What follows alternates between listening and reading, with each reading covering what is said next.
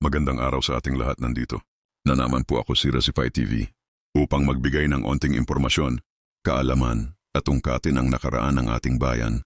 Halina't samahan niyo akong alamin ang mga bagay-bagay dito sa ating kapaligiran. Let's go!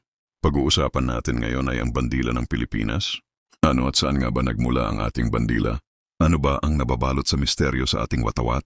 Alam niyo ba na bago pa natin maiwagayway ang asul, pula, dilaw at puting bandila ng Pilipinas, ito ay dumanas muna ng matinding pighati, kahirapan at kamatayan ng ating mga ninuno. Ang unang watawat ng Pilipinas ay ang revolusyonaryong watawat. Ito ay nababalot ng kulay pula na may 3 letrang.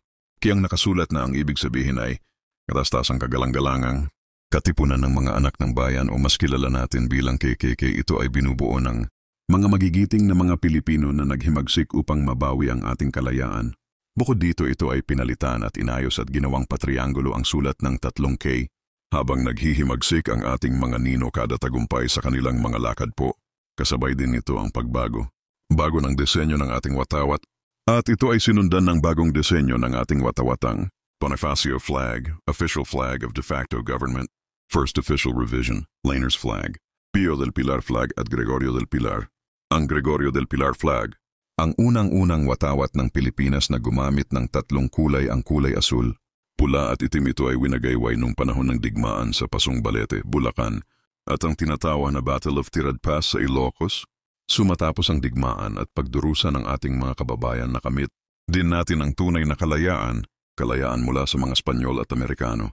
Alam niyo ba na naiwagayway ang ating unang-unang watawat noong Hunyo 12, 1898 na tinahi ni Melchor Aquino na ginagamit natin hanggang sa ngayon? Ito ay winagayway ni President Emilio Aguinaldo. Ito ay nagsisimbolo ng ating tagumuhay sa pagkamit ng tunay na kalayaan na binuwisan ng buhay ng ating mga magigiting at matatapang na ninuno.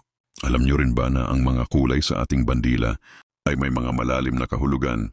Ang puting tatsulok ay sumasagisag sa pagkakapantay-pantay at kapatiran. Ang asul naman ay para sa kalayaan, katotohanan at katarungan. At ang pula naman ay para sa kabayanihan at kagitingan ng ating mga ninuno. Kaya mga kapwa ko Pilipino, nasa dugo natin ang pagiging makabayan at mandirigma. Sa tuwing maririnig natin na inaawit ang lupang hinirang at nakikita, entiyan inaangat ang ating watawat ng Pilipinas, tayo ay magbigay pugay at respeto. Huminto tayo sa ating ginagawa. Ilagay entiyan ang ating kamay sa ating dibdib at awitin ang ating lupang hinirang.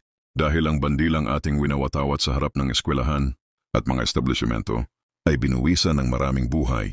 Kung hindi dahil sa kanila, wala tayong kalayaan hanggang ngayon ay sunuran pa rin tayo sa mga dayuhan.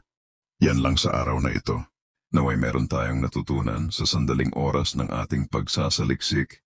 Huwag ninyong kalimutan i-click ang like, subscribe at ang bell button upang laging maging update sa ating mga bagong video. Salamat, God bless.